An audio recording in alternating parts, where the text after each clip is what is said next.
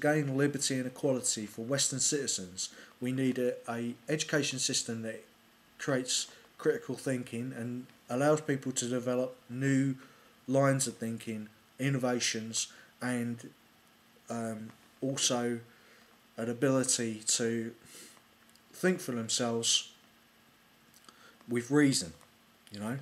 Then you won't get the comments made by Jeremy Clarkson that it's okay for people to go and shoot union workers who are making a rational attempt to develop their own economic ability to feed themselves. And most importantly, if we want liberty and equality, we need to be able to get people to borrow from the central banks rather than the high street banks at the same base rate that the central banks offer to national high street banks. This will allow the increase of government money to exceed that of the credit that banks do give through the fiat money system.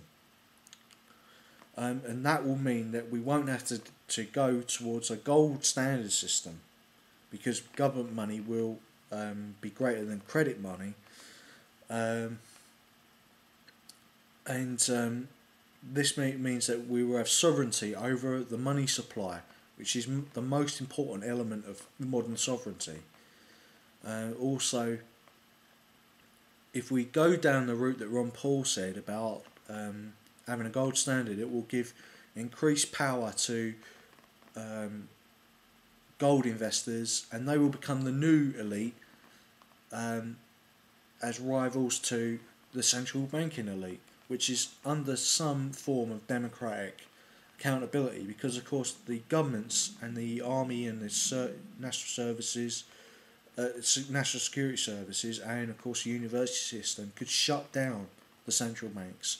If it's just gold speculators from South Africa or Russia or any other part of the world who have large gold reserves, they can manipulate the gold supply to cause crashes, to raise the amount of gold's value, to cause deflationary spirals, or cause gold to go down in value, which would cause inflationary spirals. If gold was the basis of money, or silver, or anything else for that matter.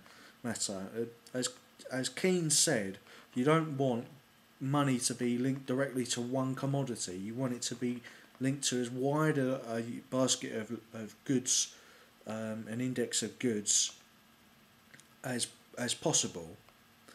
And if we solve that problem, then we'll be able to solve the problem of unattainable surplus within capitalism, which of course encourages people from the third world to come to this country, because then the economic need for undercutting wages through inflation or through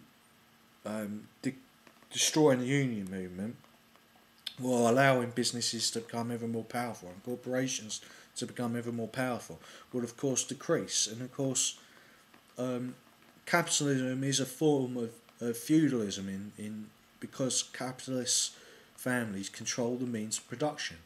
In the Roman era, no one could absolutely control the means of production, so although there may have been money lenders to the emperors or the Senate and empire and Republic of Rome, the state and the Senate and the emperor, who was under constitutional constraints, were always the ones who were in charge, and there was some form of limited democracy within that system.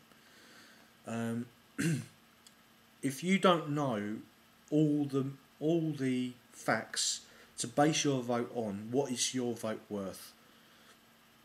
And the movement of immigrants into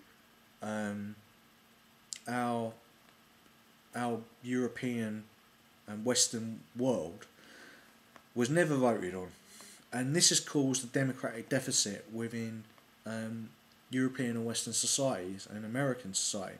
No one ever was put. It was never put to a referendum to say how many immigrants should be allowed in, if any, you know. So we need a common European immigration policy after this, in tandem with the economic reforms that need to go on, so that we are not basically what's happening at the moment is people are encouraging immigrants to come into the to our lands, and we are trying to tell people that, you know, they can have a house, they can have everything that the normal citizens can have. At the same time, we've got unobtainable surplus, which is the surplus created by capitalism, which cannot be attained because the price is too high. So therefore, it goes to waste. You can take the example of the 1 million houses within Britain which are abandoned and left to rot and waste. So it's not a housing problem. It's a problem of allowing people to have resources, because the money system is creating a situation where there are barriers to entry of the citizens to different markets and different resources and assets, such as housing. Okay, if we solve those problems, then people and multiculturalists would say, of course, we have no problem with immigration now, but there will still be a biological and value problem, that those people who are coming in are not going to be assimilated into Western society. As I said before, from the Middle Ages onwards, people have moved to Europe and have not been assimilated. In fact, cities must be factories for creating westernised people. That is the point of a city.